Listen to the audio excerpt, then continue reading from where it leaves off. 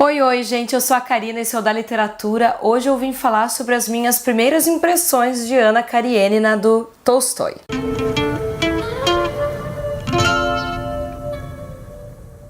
Então, para quem acompanha o blog e o canal, nós estamos num projeto junto com Cadu Barzotto do Fetiche Literário. Esse projeto se chama Uma Dose de Tolstói. Nós estamos lendo desde o dia 19 de agosto Ana Karenina do Tolstói e estamos lendo em torno de 50 páginas a cada 15 dias. Eu vou deixar aqui embaixo o link de abertura do projeto para vocês verem, e quem quiser ainda participar, dá tempo, gente, porque a leitura nós estamos fazendo com bastante calma, então quem não está ainda seguindo o cronograma, dá tempo de dar uma corridinha aí e acompanhar a leitura com a gente. Falando então um pouco sobre a leitura propriamente dita, eu fiquei então com a missão de comentar a parte 2.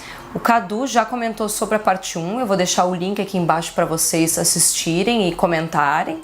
E hoje então eu vou falar um pouquinho sobre a parte 2. Mas é um pouco impossível falar da parte 2 sem vocês saberem qual a minha opinião da parte 1. Então eu vou misturar um pouquinho as duas partes conforme eu for falando da parte 2. Se lá na parte 1 a gente tem uma espécie de apresentação dos personagens principais, da situação de Moscou e de São Petersburgo, enfim, e a gente descobrindo um pouco como é que vive aquela nobreza da Rússia, na parte 2 isso continua, né? Só que o foco da parte 1 é Moscou. Então lá na parte 1 a gente acaba sabendo como é que a Ana conhece o Vronsky, né? Então eles acabam se apaixonando num baile e o Vronsky parte o coração da Kitty. E fica aquela situação assim de o último capítulo da parte 1, a Ana tenta meio que fugir de Moscou.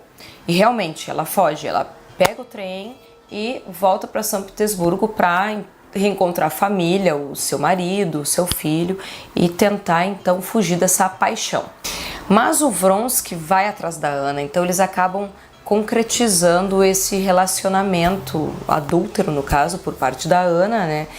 E é um misto de felicidade e infelicidade, como os próprios personagens dizem. Então eles oscilam entre esses dois sentimentos.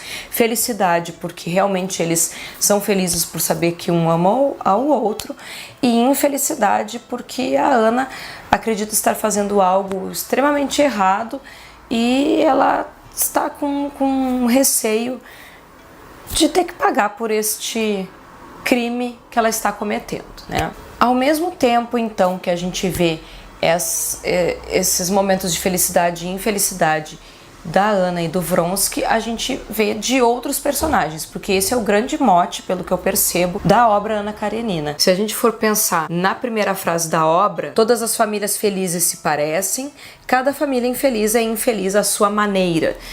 Eu acredito que realmente essa é a frase mais importante, pelo menos até agora, pelo que eu percebo, porque nós vemos constantemente momentos de felicidade e infelicidade de todos esses personagens, e eles tentam parecer felizes. É a questão da máscara social, assim, a impressão que dá é que eles tentam mostrar que tá tudo bem e que eles não se abalam por momentos de dor ou momentos de infelicidade. Pelo menos é o que eu tô percebendo nesse início aí do livro. Uma personagem que aparece de coração partido é a Kitty, porque pelo fato do Vronsky ter desprezado e ido atrás da Ana, então ela que estava apaixonada por ele e acabou rejeitando o Living na primeira parte ali do livro, então a gente percebe que ela adoece.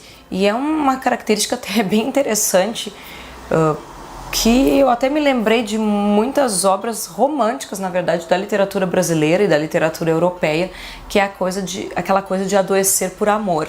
Então a Kitty, ela fica muito triste, muito mal por se sentir rejeitada, humilhada, e a família dela acaba mandando ela para um lugar assim de descanso para ver se ela consegue melhorar a saúde. Ao mesmo tempo, o Living volta para a cidadezinha dele, que ele é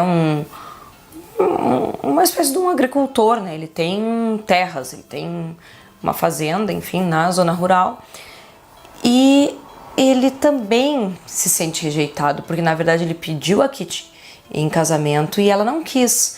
Então a gente já vê também essa questão de felicidade e infelicidade do próprio Living. Aspectos que eu percebo no livro e que eu ainda estou pensando se eu estou gostando ou não. Primeira coisa, o Alexei, que é o esposo da Anna Karenina, ele sabe que ela está traindo ele e ele não faz, na verdade, absolutamente nada. Ele tenta uma primeira conversa com ela, mais preocupado, na verdade, com o que as pessoas vão pensar e como ele será humilhado diante dessa sociedade, mas ele parece não discutir se ela está infeliz com esse casamento ou não. Tem alguns momentos no livro que daí sim ele percebe que está infeliz, mas a gente não vê ele se preocupando assim, de repente melhorar a situação. Parece que isso não é um objetivo do personagem.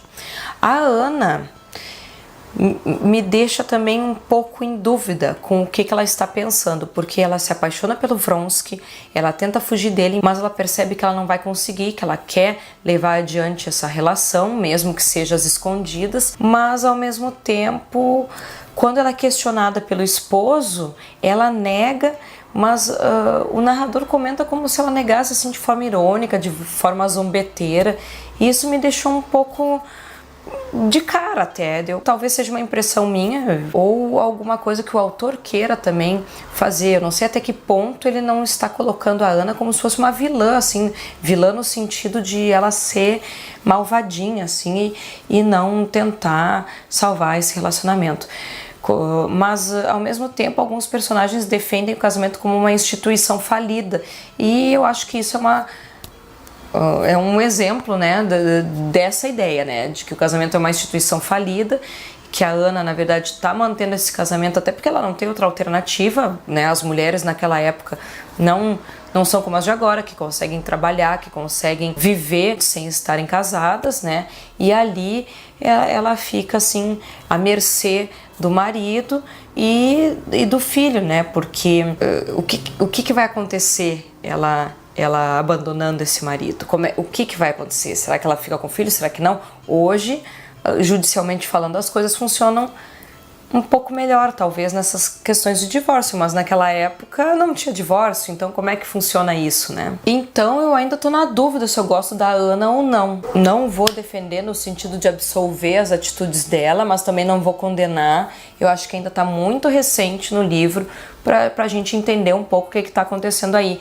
O autor até agora ele não falou assim se o casamento era muito infeliz, se ela estava extremamente insatisfeita. É provável que sim, mas não aparece esse tipo de reflexão no livro. Então eu também quero continuar lendo e ver o que a Anna tem a me mostrar. Agora, sobre o Alexei, que é o esposo, eu fico bem curiosa em relação as reações desse personagem, né? Então, quer dizer, a esposa tá traindo e ele não tá, parece que se importando muito. Ele acha que o ciúme é um sentimento extremamente humilhante, então ele não quer sentir ciúmes, mas ao mesmo tempo ele sente ciúme, tá infeliz, mas não quer demonstrar isso. E o Vronsky, que seria o terceiro elemento desse triângulo amoroso, ele se mostra extremamente apaixonado pela Anna. Ele insiste em levar adiante esse relacionamento, ele quer ficar com ela, pelo menos é o que ele diz, né? Mas ele não percebe que o que impede a Anna realmente de repente fugir com ele é por causa do menino, né? Por causa do filho que ela tem com o Alexei. Então eu acredito que, pelo que a gente percebe, é que ela não quer também abandonar essa criança, mas ela acredita que fugir com essa criança talvez seja algo extremamente difícil. E também porque acontece aí algumas situações bem importantes nesse relacionamento que talvez definam a decisão da Ana em abandonar o marido? Não sei, eu ainda não sei se isso vai acontecer, gente. Eu ainda estou lendo, mas a impressão que dá é que isso vai acontecer. Ana Karenina não é uma obra romântica, né? Então, apesar de eu ter dito que eu me lembrei que quando a Kitty fica doente, parece um personagem romântico, mas isso não quer dizer que a obra seja romântica. O fato dela ter ficado doente de amor, sim, é uma característica que aparece normalmente no romantismo. Porém, quando a gente pensa no amor da Ana Karenina com o Vronsky, não é um amor romântico, não tem idealismo romântico. Na verdade, a gente percebe assim que tem justamente esses momentos de felicidade e infelicidade, como é a vida, como é a nossa vida, como é a vida real. Então, nesse ponto, o Tolstói, ele não quer trabalhar com essa ideia do idealismo. E isso eu acho bem importante aqui falar, né? Porque ela, no momento que ela abandona uma posição social, um amor, entre aspas, né, porque ela não ama aquele marido, né, mas uma posição mais segura, ela vai sofrer as consequências disso. Então, por isso que, inclusive, ela reflete, né, será que vai valer a pena ela abandonar a vida que ela tem por este amor? Será que ela não vai sofrer por causa disso? Então, esse questionamento é muito importante. A forma que terminou a parte 2 me deixou muito curiosa, então agora, né, vocês vão ter que aguardar um pouquinho. A parte 3 quem vai comentar é o Cadu, e a parte 4, então, eu comento daqui a uns 15 dias, se eu não me engano.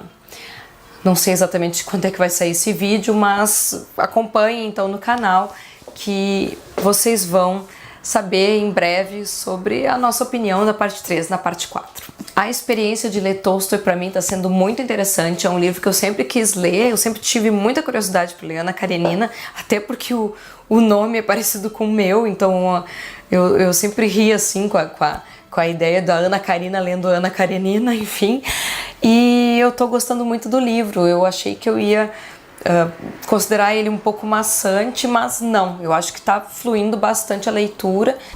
Então me contem também o que vocês estão achando da leitura da obra, se vocês estão acompanhando ou não o projeto. Se vocês não estão acompanhando, eu vou deixar todos os links aqui embaixo, tanto do blog, do canal do Cadu, do vídeo de abertura do projeto, para vocês tentarem acompanhar, que ainda dá tempo. Nós temos um grupo no Facebook, que é onde nós estamos discutindo a obra, e vou deixar também o link dos livros, caso você queira adquirir, porque eu acho que é uma obra que vale a pena ter, gente. O livro é muito bom, pelo menos está sendo bom, e tem algumas edições que são bem interessantes de se adquirir.